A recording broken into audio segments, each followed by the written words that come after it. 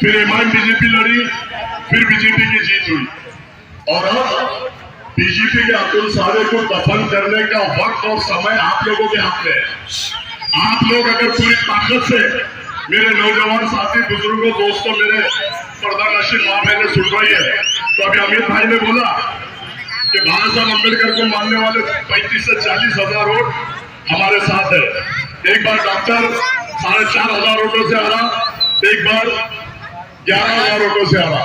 तो अब हमारे पास अल्लाह के फजलो करम से 35-40 हजार वोट दलित समाज के और मेरी कौम और मिल्लत, नौजवान साथी, बुजुर्गों, दोस्तों और मेरी माँ बहने अफसर खान को अगर वोट देती है तो अतुल साहब को गाड़ने का काम मैं करूंगा।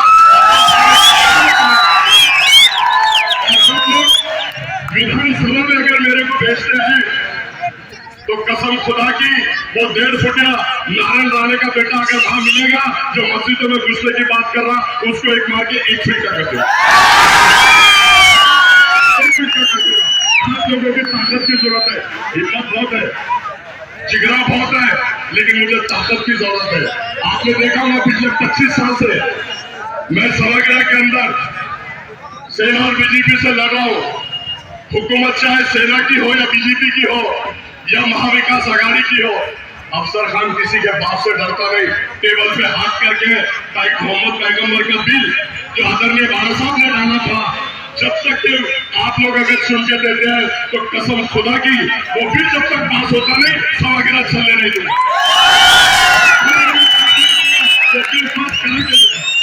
आपने देखा होगा ये शक्ति कपूर बोलता है, क्या बोलता है? जोडण्यात येईल, मला पुन्हा औरंगजेबशी जोडण्यात येईल, स्पष्टपणे सांगतो. खरे साहेब, तुम्ही हे बोलताना माझा उत्तर तुम्ही ऐकून घ्या. माझा औरंगजेबशी काही संबंध नाही. रजाकार होते, गेले, मेले, संपले. माझा काही त्यांच्याशी संबंधित नाही. निजामाशी माझं काय लेणं घेणं? तर हे कुणाचं नाही, जे महाराष्ट्रीयन. मी असंच महाराष्ट्रीयन आहे. छत्रपती शिवाजी महाराजांचा मावळा आहे. मी बाबासाहेब आंबेडकरांना मानणारा आहे. मी संविधानाला मानणारा आहे.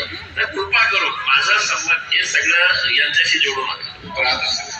देखिए, आप लोग ने औरंगजेब रहमतुल्लाह अलैह, जिसने 50 साल इस हिंदुस्तान पे हुकूमत की, वो बोल रहा कि औरंगजेब रहमतुल्लाह अलैह से मेरा कोई संबंध नहीं।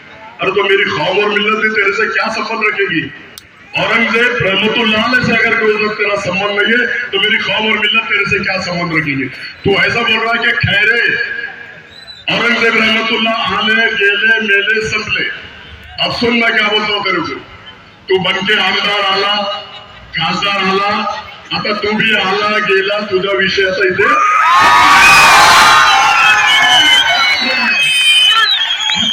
बोलता हूं। और आपने देखा होगा दूसरी बार मौलाना आजाद रिसर्च सेंटर में वो क्या बोल रहा है मुसलमानों के बारे में, ये भी सुना।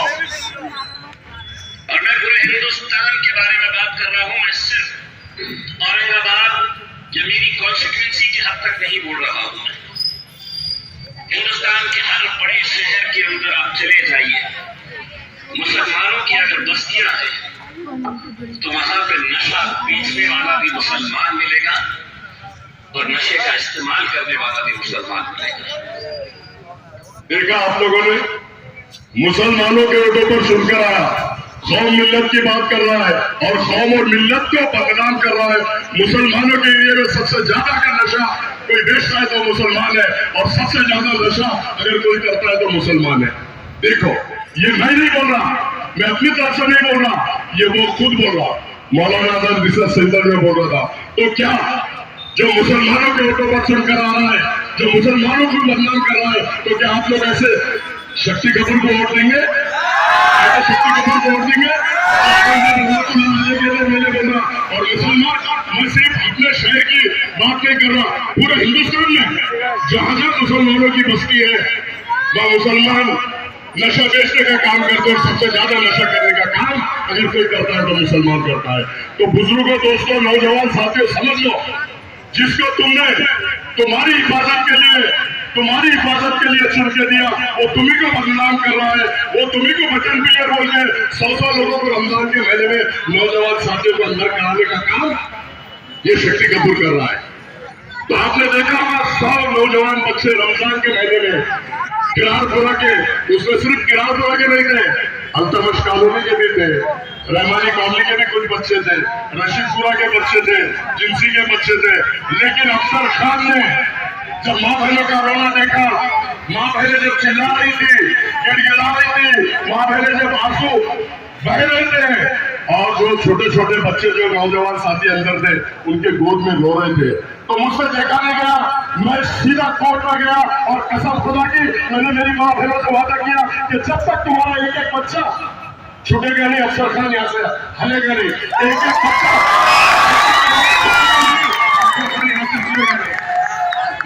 तो अफसर खान ने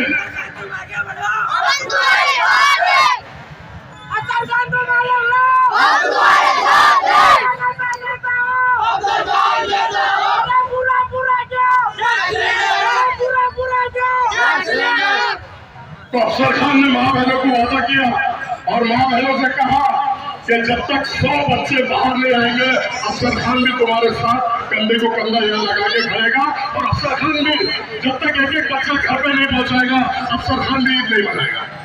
जैसा तुम्हारी ईद नहीं मनाई जाएगी, अफसर खान भी तुम्हारे उतने ही दुख में शामिल है, अफसर खान भी ईद नहीं मनाएगा। तो 64 बेल अफसर खान ने 18 बेल लिया। अफसर खान ने 18 बेल सालों से बना के लिया। मेरा भाई मुझे इसने 8 बेल लिया, मुझे का भाई 4 बेल लिया। मेरे 4 बच्चे, इसमें से 3 बच्चों ने पहली बार कोर्ट के अंदर जाके कौम और मिल्लत के बच्चों की बेल लिया। मैंने कोई एहसान नहीं किया, मुझे कौम और मिल्लत का जज्बा है। मैं कौम और मिल्लत के लिए अपने जिस्म में जब तक के खून है काम करता रहूंगा, और अल्लाह के फजल करम से कौम और मिल्लत पे जब भी जुल्म अन्याय अत्याचार होता है, अफसर खान डंके की रिश्वत में हमेशा खड़ा रहेगा। 64 बेल हमने लिया, हमने कोई एहसान नहीं किया, हमने कौम और मिल्लत का जज्बा है, हमने जज्बे के साथ काम किया। और बाकी की जो बेलें हैं, मेरे मित्र मंडल ने पूरी बेलें लिया, और इन्होंने देखा, और ये तो बोला था 6 महीने छुट्टी का नहीं, शक्ति कपूर पड़ा था 6 महीने छुट्टी का नहीं। अरे अल्लाह जब मेहरबान होता है ना, अल्लाह जब मेहरबान होता है ना, शक्ति कपूर गदा भी पहलवान हो जाता है। मेरी माँ बहने जब रो रही थी, गिड़गिड़ा रही थी, नौजवान साथी और उनके गोद में छोटे छोटे बच्चे, तो अल्लाह ताला ने सुना, और अफसर खान ने सारी मेहनतें करके पूरे कोर्ट में सब जान बिछाकर 1 महीने के अंदर सारे बच्चों को लाने का काम किया, और अल्लाह ने सुना, और अल्लाह ने मुझे खड़े किया था। जैसे भी अमीर भाई ने बोला है कि ये खासदार होते हुए सिर्फ मुसलमान बच्चे हुए अंदर हुए, कोई हिंदू बच्चा अंदर नहीं हुआ। अमीर भाई मैं आपको बता दूं, वो रमेश पाटिल का मेरे को फोन कॉल रिकॉर्डिंग आप लोगों ने भी सुना होगा। एक वॉइस का अफसर खान था जिसने बोला गुल मोहर कॉलोनी और सीढ़ियों से 40 से 50 बच्चे बड़े छट्टी में ठाके बंद करके, और उन्होंने पुलिस की गाड़ियां चलाई, उन्होंने फंसाव करा मेरे नौजवान साथी भेज अफसर खान ने बोला रमेश पाटिल को, और ये शक्ति कपूर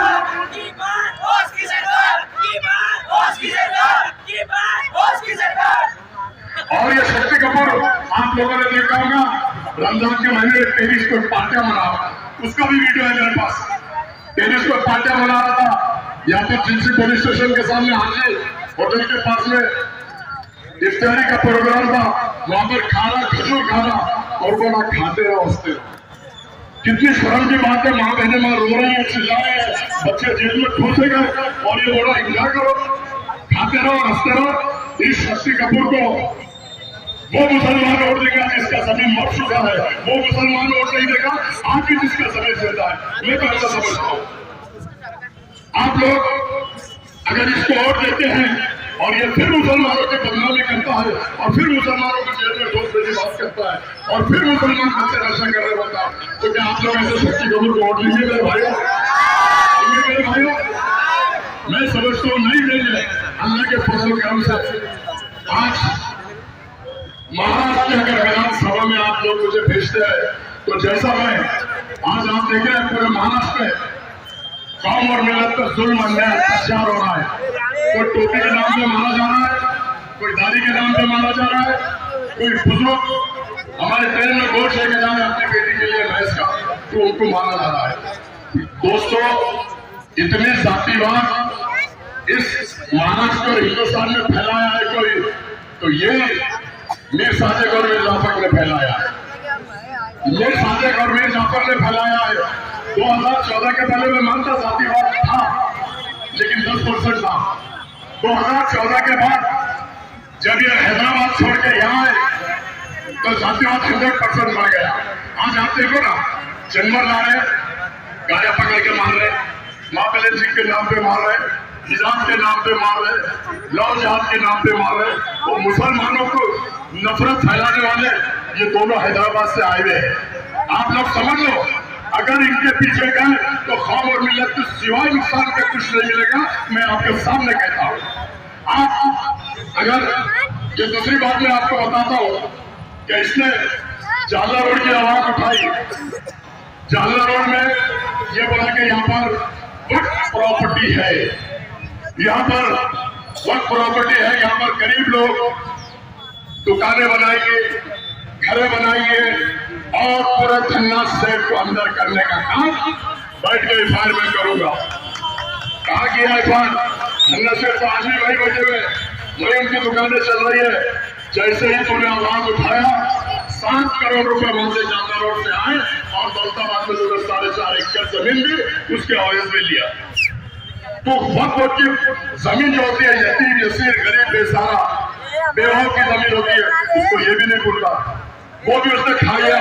दूसरी बात में आपको बता दो, घुरके में 32 एकड़ जगह ले लिया, पीसा देवी का 22 एकड़ जगह ले लिया, दौलताबाद से खुलनाबाद तक 40 एकड़। अरे तो तुम यतीम यसीर गरीब बेसहारों की जगह भी तुम खाते हो, कितनी शर्म की बात है। आपको यहाँ दुनिया में ही रहना पड़ेगा। पहले कैसे था, यहाँ करो 5 करोड़ भरो, देखो अल्लाह ताला यही बनाए, दुनिया में बताएगा। आज ही देख लेते रहो तो ऐसा चला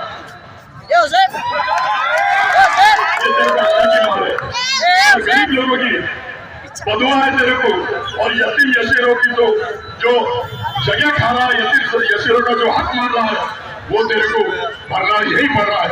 लेकिन आप लोगों ने, और दूसरी बात मैं बता दूं कि वो यूपी में जाके 100 सीट उन्होंने लड़ाया। कितनी सीट? 100 सीट लड़ाया। और वहां पर अखिलेश यादव का मैं बोल रहा बोल के नहीं, आपको भी मालूम है, गूगल पे जाके देख लो, 80 सीट इन्होंने गिराने का काम किया। और वहां पे वो टकले योगी को लाया, वो टकला योगी, उसको लाने का काम इन्होंने किया। आप देख लो, अगर वह अखिलेश यादव चुनकर आता था, अखिलेश यादव अगर वहां चुनकर आता था, तो क्या मेरा भाई अतीक मरता था? मेरा भाई अशरफ मरता था? मेरा भाई मुख्तार अंसारी मरता था? आजम खान के ये हाल होते थे? तो ये एक फ्लैशबैक में जो योगी लोकसभा में इन्हीं लोगों के नाम से रो रहा था, चिल्ला रहा था, गिड़गिड़ा रहा था, वीडियो देख लो। तो उसको लाने का काम ये दोनों ने किए। इनके खिलाफ अगर कोई खड़ा रहा तो मुनाफिकीन हो जाता, इब्लिस हो जाता, इनको गिराने के लिए खड़ा हो जाता। अरे ये तो पूरे देश में पूरे दिग्गज नेताओं को गिराने का काम कर रहे हैं और बीजेपी को लाने का काम कर रहे हैं। मैं आप लोगों को बता दूं कि आपने देखा होगा कि हैदराबाद में 4 मुस्लिम उम्मीदवार लड़ रहे थे। कितने?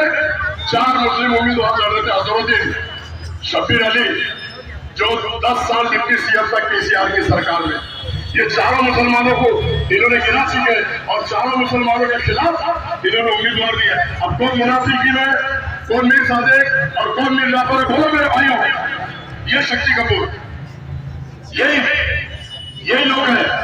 और दूसरी बात, कोशो